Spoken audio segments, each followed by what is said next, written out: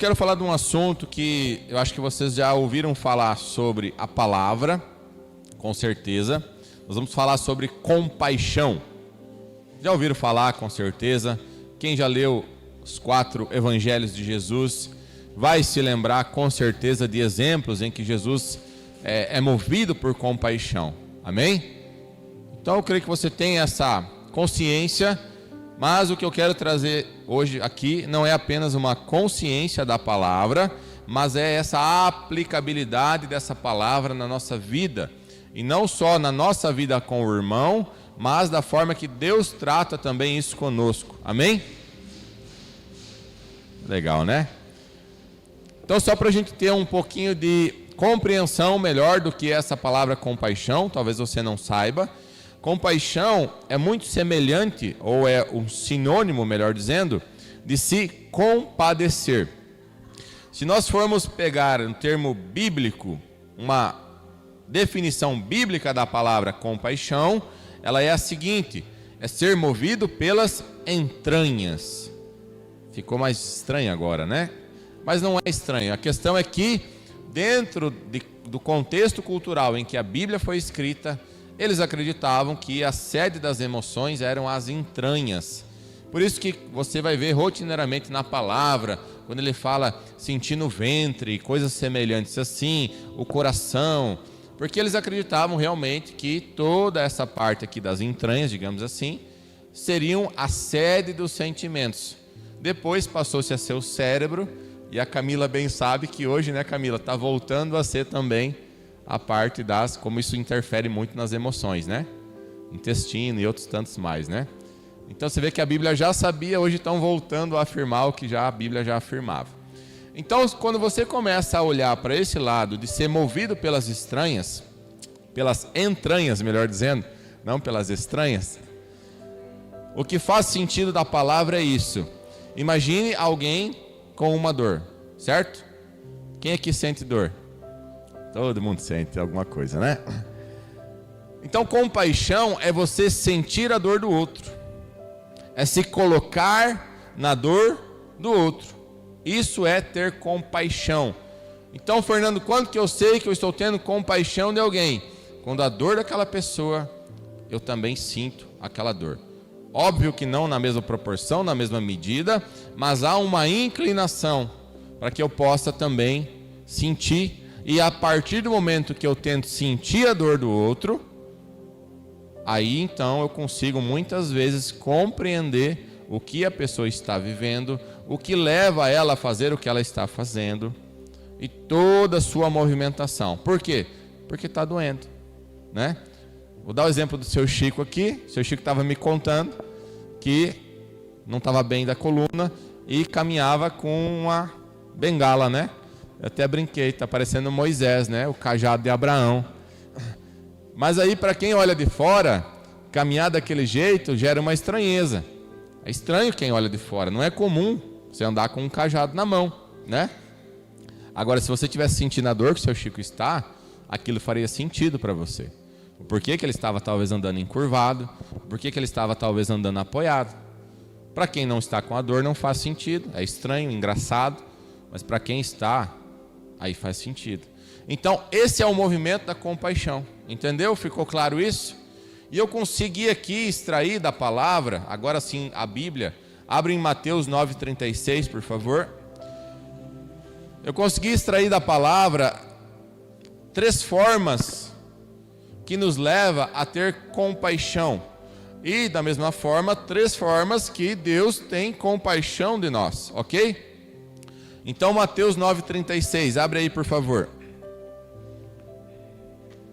Mateus 9,36. Deixa eu abrir aqui.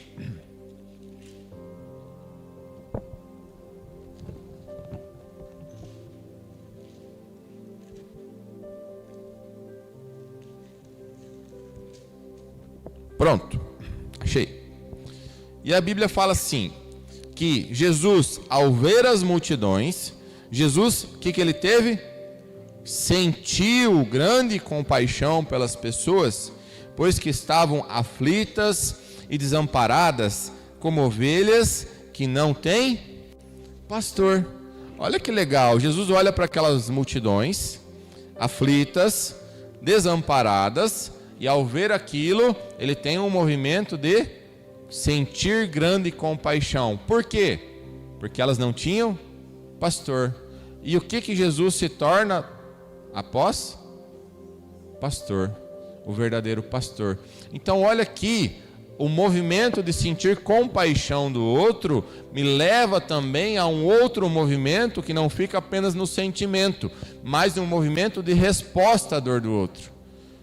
Porque Jesus, ao ver as pessoas perdidas como ovelhas sem pastor, o que ele faz? Eu vou pastorear esse rebanho. Porque aquilo doeu para ele, ele sentiu o quanto isso era difícil e doloroso para aquelas pessoas, porque o fato delas não terem pastor, estavam deixando elas aflitas e desamparadas. Então Jesus sente a dor e fala, não só vou sentir a dor, mas vou dar uma resposta a essa dor. Então, o primeiro aspecto que eu vejo, que a forma que Deus tem compaixão, e nós também devemos ter dos irmãos, é o sentir, é realmente o sentimento. É quando você olha para alguém ou para algo e você se sente dolorido diante daquilo. Aquilo realmente te dói, aquilo te machuca. Então, esse sentimento que te leva a ter compaixão tem que ser atrelado a uma resposta diante daquela situação. Entendeu? Você pode talvez olhar para isso e dizer assim, mas Fernando, eu não tenho o que fazer diante dessa situação. Sim, meu irmão, eu sei que muitas vezes o que a gente entende por resultado não é possível no momento, mas eu te gero esse desafio. Quando você sentir compaixão de alguém ou de algo, se vendo impossibilitado de fazer algo no sentido natural, se coloque em oração, se coloque em intercessão, comece a fazer um bloquinho de notas aí no teu telefone, talvez, do que eu tenho tido compaixão. Eu conheço algumas pessoas, poderia citar alguns exemplos, mas eu sei que normalmente algumas pessoas têm uma inclinação a ter compaixão mais de algumas coisas, outros mais de outras, né? Isso é normal, é natural, e eu acho que não só natural, mas também divino, porque isso mostra a nossa inclinação no sentido da vocação. O que talvez a gente fica perdido no meio do processo é o quê? É que entre sentir e fazer há uma certa distância, no seguinte sentido: o que fazer? Como fazer? Vou pegar um exemplo aqui. Se pegar mais o grupo daqueles coléricos e sanguíneos, que são mais proativos no que fazem, é natural que eles queiram dar uma resposta no sentido palpável, ir lá e resolver o negócio, né?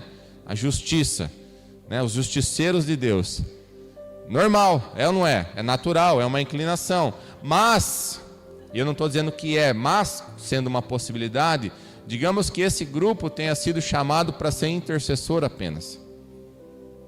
Entende? Então há uma inclinação natural, mas eu preciso encontrar dentro da minha inclinação a vocação divina para aquilo. Está fazendo sentido ou está ficando confuso? Do contrário, pegando os grupos dos frios, melancólicos e fleumáticos, né? Aleluia, né? Quem é do meu grupo aí? Aleluia, glória a Deus. É os melhores, sem dúvida, os melhores. É um grupo que até tem que cuidar, porque às vezes nem tem compaixão, né? Esse é um problema. Acontece raro, mas acontece muito, né? Então, primeiro vamos abrir o coração para começar a ter compaixão, porque às vezes já é um desafio.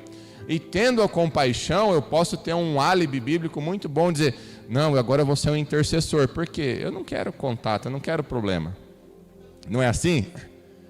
Mas pode ser, e é uma possibilidade apenas, que nesse caso Deus queira que eu vá e faça algo palpável. E aí sim eu seja um agente de justiça. Entende? Então há uma necessidade diante desse sentimento da compaixão, diante das situações, haver necessariamente uma busca por Deus diante daquilo para entender que resposta eu tenho que dar. Jesus, vendo as pessoas sem pastor, disse, então serei o pastor delas. Vou pastorear o rebanho. Isso está ligado apenas ao sentir. E há uma outra forma de expressar compaixão. Vamos um pouquinho para frente, lá em Marcos, capítulo 6. Marcos capítulo 6, versículo 34. Eu separei 3 formas assim que eu encontrei. Não quero dizer que são todas e únicas, tá? Mas eu acho que fica bem didático assim pra gente isso aqui. Marcos 6:34 fala o seguinte. Aqui. Quando Jesus desceu do barco e observou aquele enorme ajuntamento de pessoas, sentiu compaixão por elas, porque eram como ovelhas sem pastor. E sem demora passou-lhe a ministrar-lhe muitas orientações. É o mesmo texto, antes escrito por Mateus e aqui escrito por Marcos. Eles relatam uma forma de sentir diferente. Mateus fala que Jesus sentiu, Marcos fala que ele observa, ele olha.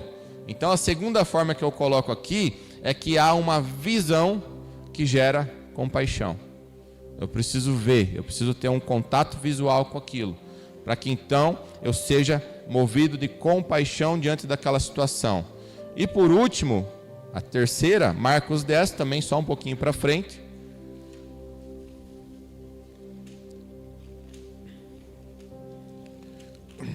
Depois eu quero falar umas heresias aqui. Se você é muito crente, talvez você não goste do que eu vou falar. Mas vamos lá. Marcos 10, 48 fala assim: muitos o advertiam severamente,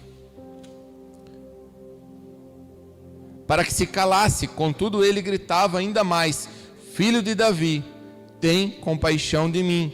Foi então que Jesus parou e pediu: chamai-o. E assim foram chamar o cego. Ânimo, homem, levanta-te, e ele te chama. Então aqui qual que foi o movimento de compaixão que Jesus teve por esse homem? A escuta, o ouvido. Então, na minha concepção, são 3 formas que nos levam a ter compaixão: sentir, ver e escutar, ok? E eu quero arriscar, como eu falei de forma, óbvio, de brincadeira aqui, tá? Não é sério, que eu vou falar heresia. Mas a gente precisa ter um equilíbrio diante das situações no seguinte sentido. E depois eu vou discorrer mais em textos, vocês talvez compreendam o que eu vou falar. Dentro do meio cristão, a gente sabe sim que é extremamente necessário uma vida com Deus, certo? Alguém tem dúvida disso ainda? Não, né? Todo mundo sabe que é necessário uma vida de santidade, certo? Ninguém tem dúvida disso, né? Então tá. Só que a gente pega isso muito associado a uma coisa que não é verdade. Sabe qual é? Meritocracia. Dentro do Evangelho de Cristo Jesus, você não encontra uma questão de meritocracia. O que a gente tem dentro do Evangelho de Cristo é uma questão que se chama vocação. Entendem? E que nada tem a ver com mérito. Por que vocação não tem a ver com mérito, Fernando? Porque a vocação é algo que Deus te deu, é algo que Deus colocou em mim e em você, antes de nós virmos ao mundo. Então o que eu preciso fazer para viver a vocação não é merecê-la, mas é andar nela. Entende o que eu estou dizendo? Porque senão a gente começa a eliminar umas outras verdades do Evangelho com uma mentalidade que para o Evangelho não serve.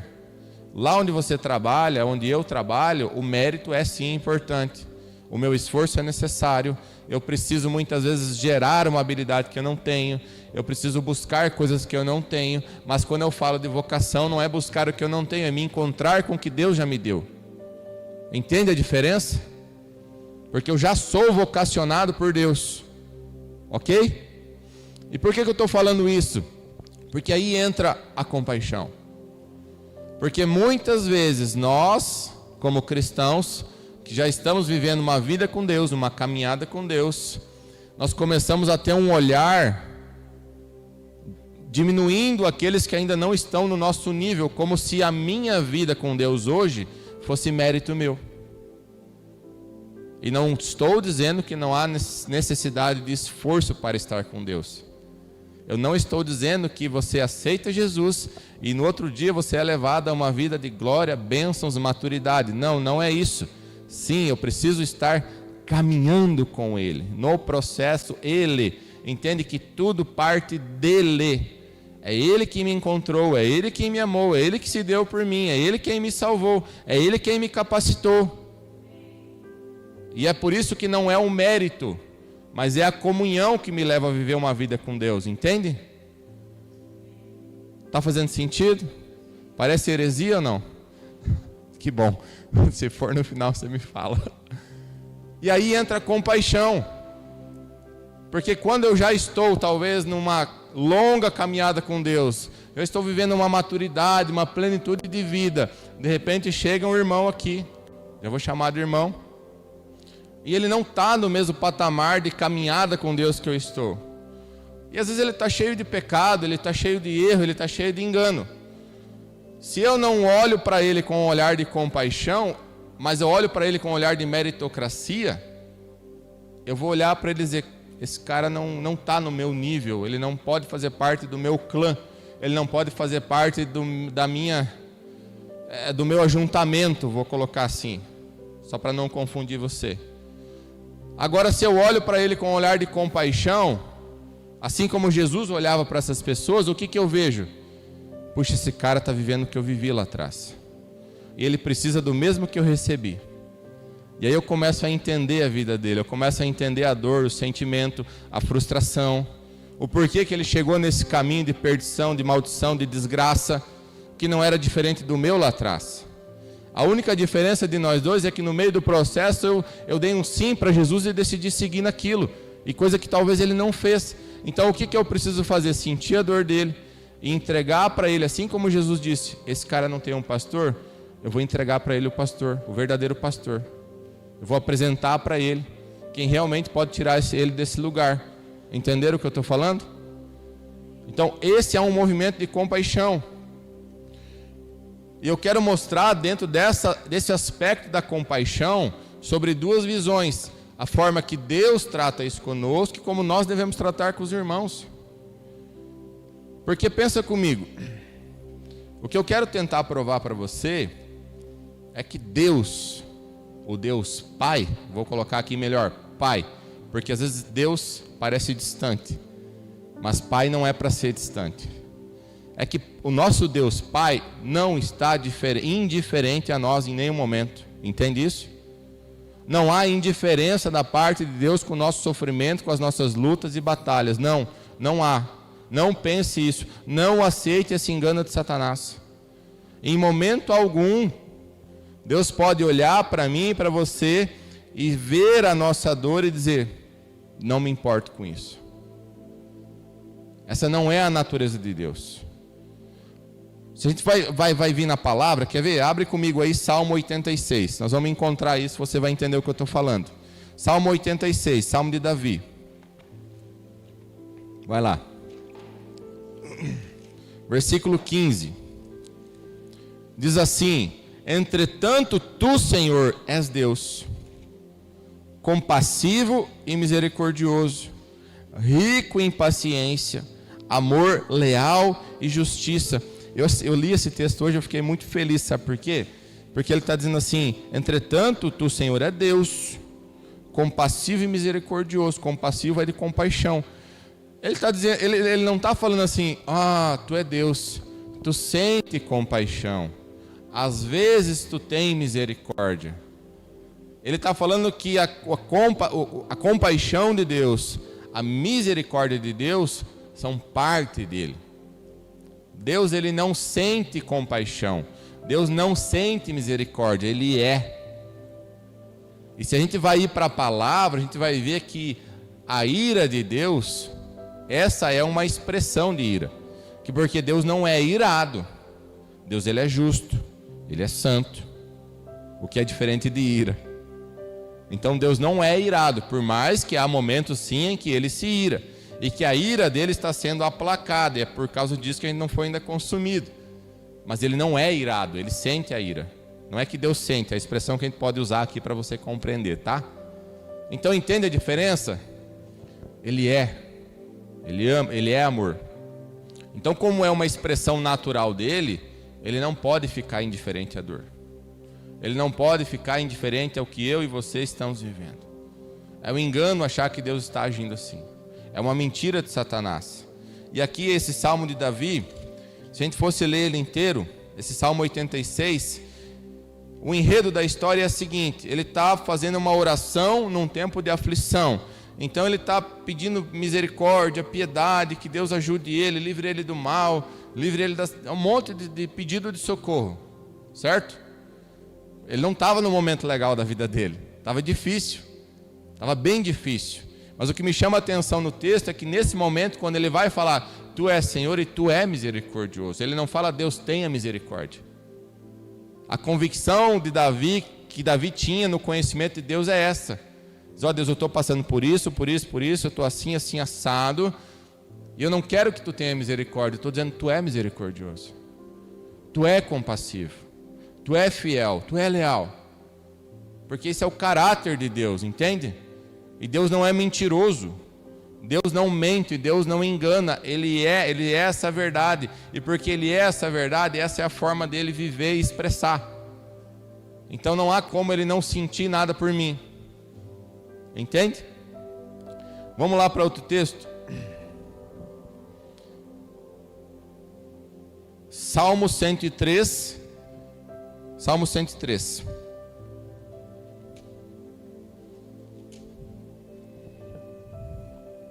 Também um salmo de Davi. Vou ler ele um pouquinho mais, tá? Bendize, ó minha alma, ao Senhor, e todas as minhas entranhas. Tu vê que ele está falando do quê? Das entranhas. Ele está dizendo, olha, o meu sentimento é esse. A minha alma bendiz o seu nome, todas as minhas entranhas, seu santo nome. Bendize, ó minha alma, ao Senhor, e não te esqueças de nenhum dos seus benefícios. É Ele quem perdoa todos os teus pecados e cura todas as tuas enfermidades. Ele resgata da sepultura a tua vida e te coroa de amor e misericórdia. Ele sacia de bens a tua existência, de maneira que a tua juventude se renova, como o vigor de uma águia. O Eterno realiza atos de justiça e de direito em favor de todos os oprimidos. Ele revelou os seus caminhos a Moisés e aos israelitas seus feitos maravilhosos. O Senhor é misericordioso e clemente, lento para a cólera, mas paciente e generoso em seu amor. Não nos castiga o tempo todo, nem guarda rancor para sempre. Nos trata segundo os nossos não nos trata segundo os nossos pecados. Grava isso aqui. Grava esse versículo.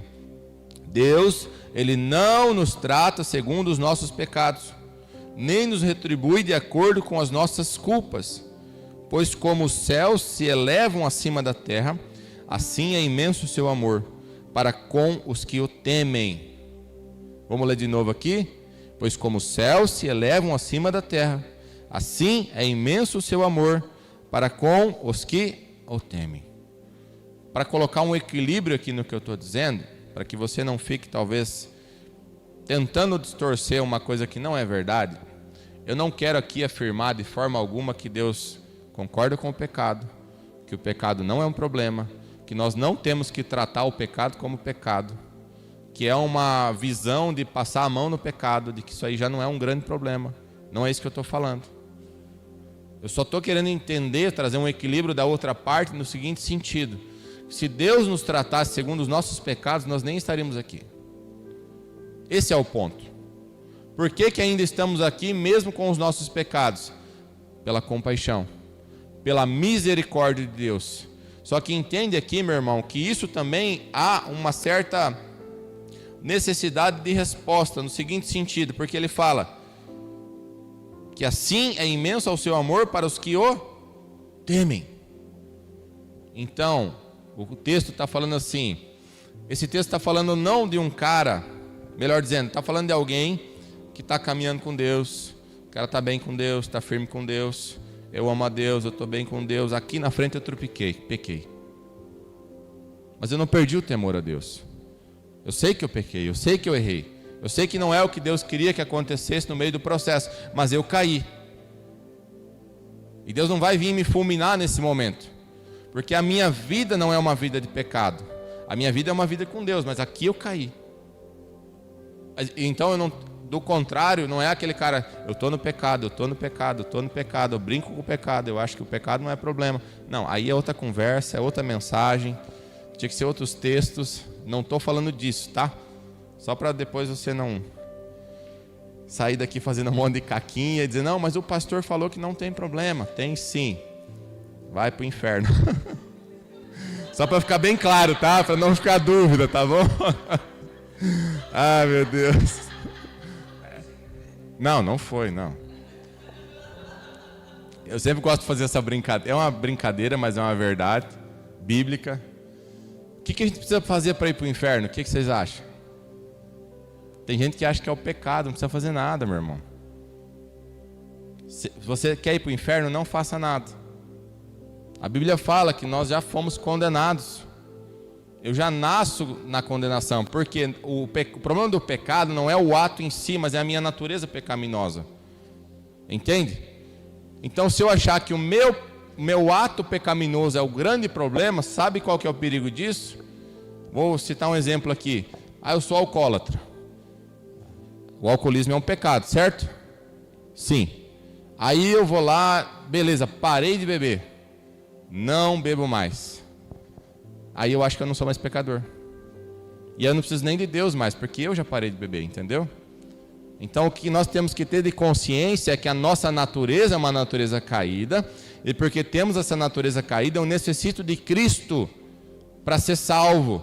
E a partir do momento que sou salvo em Cristo Jesus, aí sim Ele me capacita através do Espírito Santo e das práticas espirituais, na comunhão com Deus, a vencer a prática do pecado. Ficou claro isso? Agora ninguém mais vai para o inferno. Beleza. Então entende assim, no sentido da compaixão. Na sua cabeça, o que você acha? Que Deus pega o seu filho, o seu único filho, o seu filho perfeito, sem pecado, sem mancha, sem mácula, coloca ele na terra como homem, se sujeita a nascer de uma mulher, cresce, se submete a todos os princípios, morre na cruz de uma forma tortuosa, no meu e no seu lugar, certo? Derrama o seu sangue para que a gente possa ser salvo e ter acesso a Deus. Amém? É isso que aconteceu, né? Resumi a Bíblia de Gênesis e Apocalipse. Aí depois de tudo isso feito, será que Deus olha para nós e fala assim, cansei desse povo, não vou mais dar bola para essas pessoas não? Não, meu irmão, Ele já fez tudo o que Ele precisava fazer para provar que Ele tem compaixão de nós. Então após Ele ter entregado o seu filho na cruz, não pense que Ele vai virar as costas para o seu povo, para aqueles que o temem. Entende? Então a nossa dor, sim, ela é sentida por Deus. Deus sente a nossa dor. Depois no final eu quero explicar algo que talvez vai ajudar você nesse sentido. Abre lá também Tiago 5. Lá na frente. Tiago, livro de Tiago, capítulo 5. Versículo 16. Esse texto é legal demais, muito bom. Vai começar a fazer sentido para vocês agora. O que fala ali? Portanto, confessai o quê? Vossos pecados. Para o pastor? Que bom. É muita gente. Não dou conta não. Não, estou brincando, estou aqui para isso também. Mas a questão é, portanto, confessai vossos pecados uns aos outros. E depois?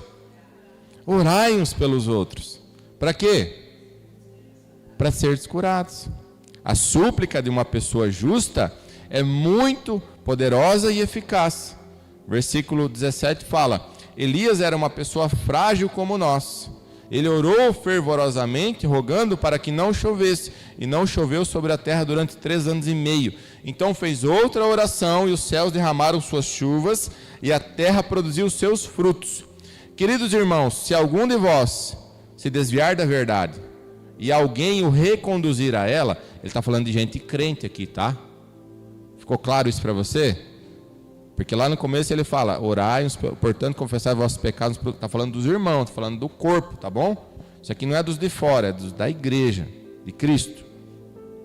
Então, queridos irmãos, se algum de vós se desviar da verdade e alguém o reconduzir a ela, lembrai-vos disso, quem ajudar um pecador a se arrepender, do seu mau caminho, salvará da morte essa alma e contribuirá para o perdão de uma grande multidão de pecados. Aí, lembra que eu falei da meritocracia?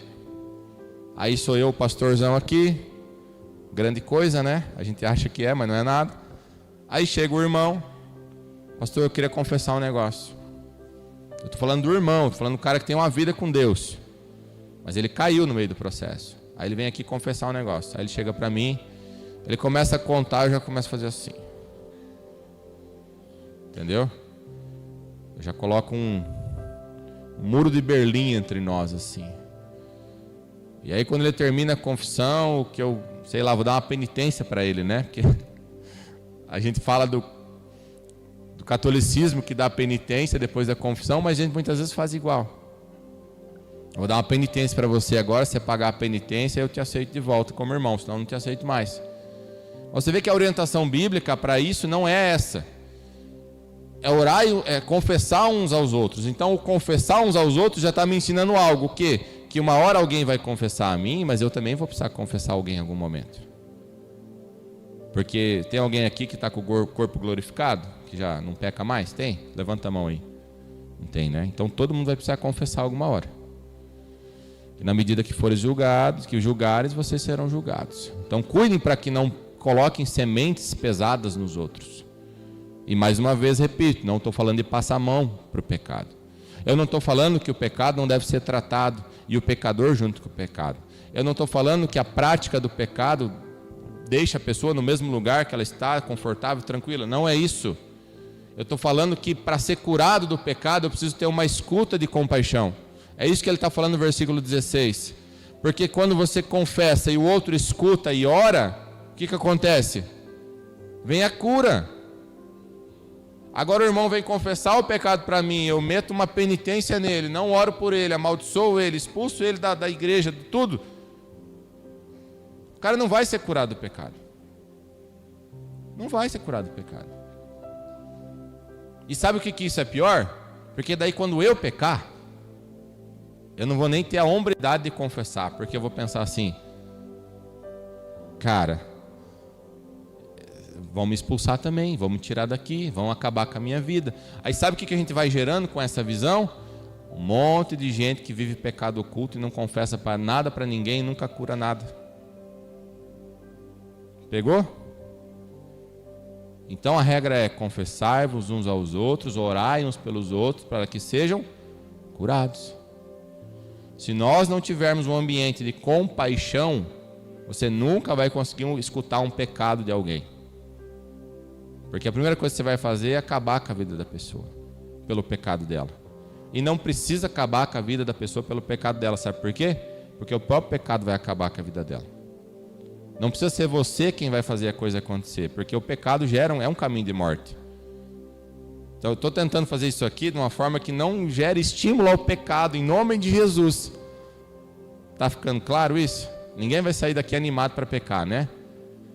Mas vai sair animado para escutar o irmão que está no pecado, para acolher, para sentir a dor dele.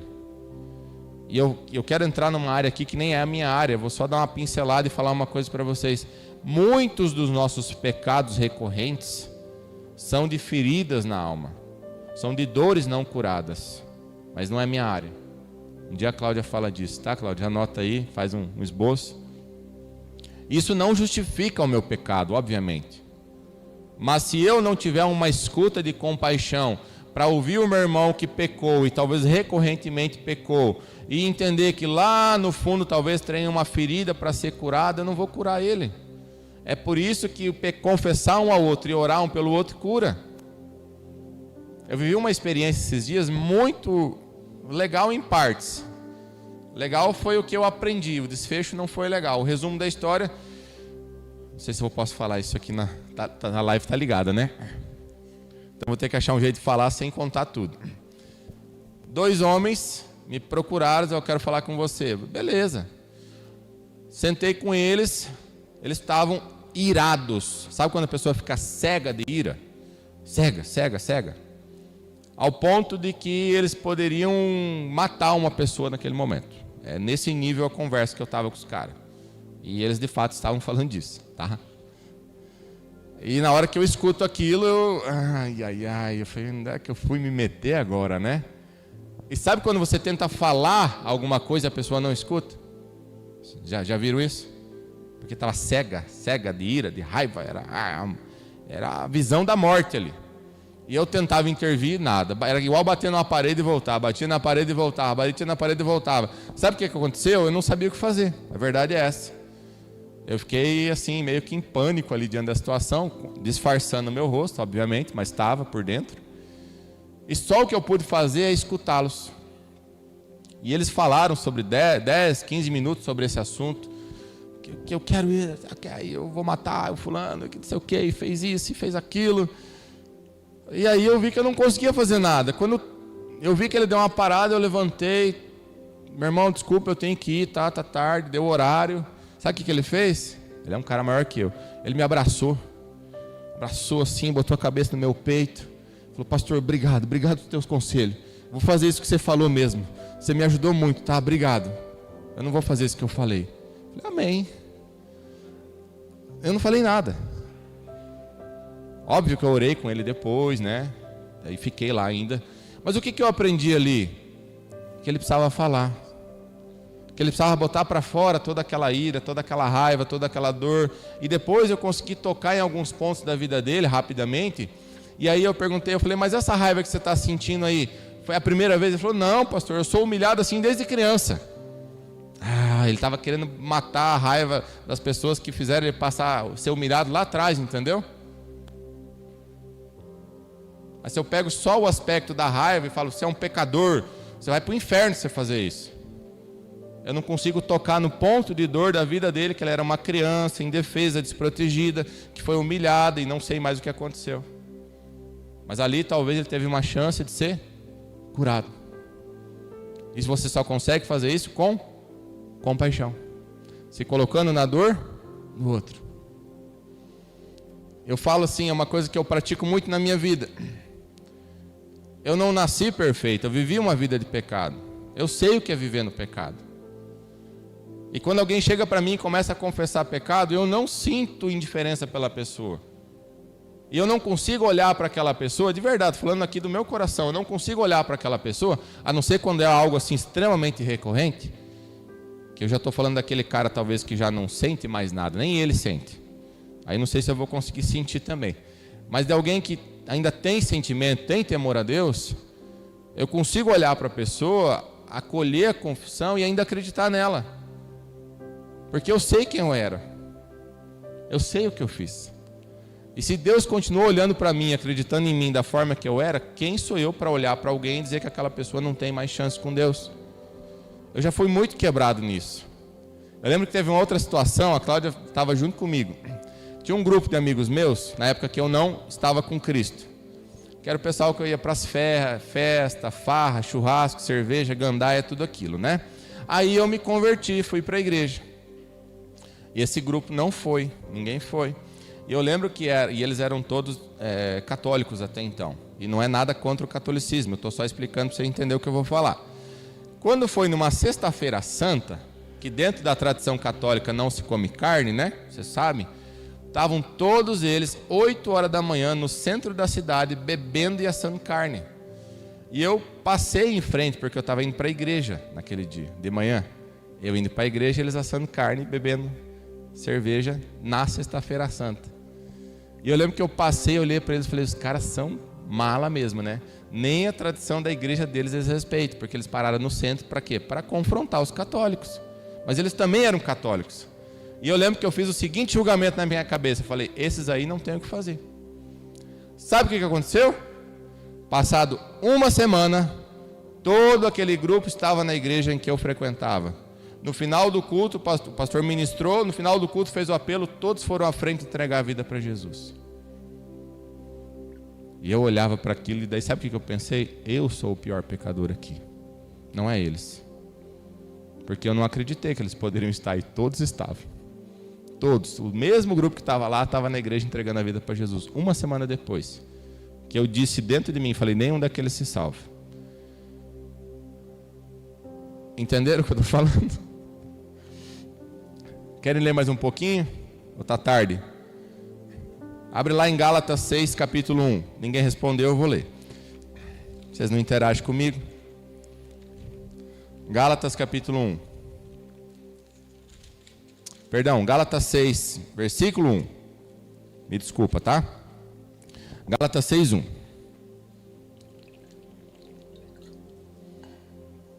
Diz assim: Irmãos, se alguém for surpreendido em algum pecado, vós que sois espirituais, deveis fazer o quê? Exterminar a pessoa? Condenar a pessoa? Acabar com a vida da pessoa? É isso ou não? O que ele está mandando fazer? Deveis Entendeu isso? Se eu estou bem com Deus, e aí eu estou espiritual, e o meu irmão está no pecado, ele não é espiritual, né? Porque quem está no pecado não está no espírito. Não tem como estar nas duas coisas, não dá, né? Mas ele foi pego no pecado. Qual que é a minha postura como espiritual diante disso? É fazer o quê? Restaurar essa pessoa com o quê? Espírito de humildade. Por que eu tenho que ser humilde diante dessa situação de pecado? Porque eu também já estive do outro lado. Ou alguém aqui nasceu santo, crente, puro, imaculado? Alguém nasceu salvo aqui? Não, né? Então está todo mundo no mesmo barco. E aí ele dá um conselho, ele fala: todavia cuida de ti mesmo para que não sejas igualmente tentado. Versículo 2: levai as cargas pesadas uns dos outros, e assim estareis cumprindo a lei de Cristo Jesus. Isso é compaixão. O nosso dever de cristãos espirituais é restaurar quem não está com Deus. Cabe a Deus a condenação, não a nós. A nós cabe o ministério da restauração. Amém? Eu assisti um vídeo essa semana muito legal, me chamou muita atenção. Que era um vídeo assim: tinha uma mãe com um bebezinho, mas bebê mesmo, bem pequeno, na cadeirinha, e a mãe interagindo ali com a criança, conversando, e a criança respondia a interação da mãe, porque a criança não falava ainda. E a criança, eu vi que ela e a mãe interagia, e ali foi alguns segundos, tipo uns 30 segundos, até que a mãe faz o seguinte: aquilo era um teste científico, a mãe se vira, fica uns 5 segundos, e volta o olhar para a criança, e olha para a criança, mas não tem mais expressão no rosto. A criança no primeiro momento se assusta, mas volta a fazer o que ela estava fazendo antes, os mesmos movimentos. É muito legal ver aquilo. Só que a mãe não responde mais, não tem mais estímulo da mãe. Sabe o que acontece com a criança? Ela começa a gritar, ela começa a se desesperar, ela começa a fazer aqueles movimentos de forma mais brusca, porque o que ela está fazendo no fundo? É dizer: interage comigo, olha para mim. E aí a mãe volta a interagir, ela se acalma e continua ali aquela mesma cena que estava antes. Isso me fez refletir, sabe do que? Nós com Deus. Muitas vezes nós estamos achando que Deus está como essa mãe que olha para nós, mas não interage. Mas isso não é verdade. E sabe por que a gente se desespera muitas vezes na nossa caminhada cristã? Quando a gente está dizendo assim: Deus não fala comigo. E eu aprendi algo lindo nisso. Da forma que eu vi aquela criança desesperada pela expressão da mãe, assim nós ficamos talvez quando não ouvimos a voz do Pai. E eu olhei isso não como algo ruim mais, eu olhei isso como algo bom, como um sinal de dizer: meu filho, você tem que voltar para o Pai, você tem que voltar a ter comunhão com o cara. Porque quando você não está tendo a interação de Deus, a gente realmente fica desesperado. A gente fica ansiado, nervoso, não sabe direito o que fazer, não sabe para onde correr. Então eu acho que isso é uma característica que Deus colocou no nosso coração, para procurá-lo, para que a gente nunca fique acomodado distante de Deus, entende? E aí, para encerrar, o que eu quero dizer é que nós sentimos assim quando temos um suposto silêncio de Deus, que isso confirma sim que somos seres relacionais. Entendeu isso? Nós somos seres relacionais com Deus e com os homens. Deus nos fez para ter relacionamento com Ele, assim como nós temos que ter relacionamento com os irmãos. E a partir do momento que eu fecho a expressão da compaixão para o meu irmão, eu estou cortando um caminho de relacionamento. E eu sei que ninguém quer que Deus faça isso com você, né? Você não quer que Deus pare de falar contigo, né? Quando você comete pecado, o que você faz? E eu também. Você confessa, Deus tem misericórdia, me ajuda, não me deixa, não me abandona, fala comigo. Deus, você fica lá igual uma ladainha, né? Deus, porque você quer chamar a atenção de novo dele, não é assim? Porque você não quer se separar dele, você ainda tem temor a Deus. Mas aí teu irmão trupica do teu lado, o que você faz? Você não. Será que é essa expressão de compaixão que Deus quer que eu tenha? Será que é isso que Deus espera? No seguinte sentido do que Deus nos dá e que nós estamos dando aos homens? Eu acho que não. Eu acho que a gente precisa ter mais compaixão das pessoas. Tem outros textos que falam mais sobre isso no dever do cristão. Vou ler só um aqui, tá? E aí eu prometo que encerro. Mas eu preciso ler Filipenses.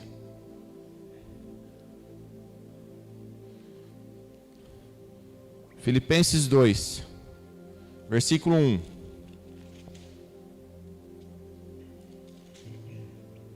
Fala assim: portanto, se por estarmos em Cristo, temos algum poder, algum encorajamento de amor, alguma comunhão no Espírito, alguma profunda fraternidade e compaixão, completai a minha alegria, tendo o mesmo modo de pensar, o mesmo amor, um só Espírito e uma só atitude.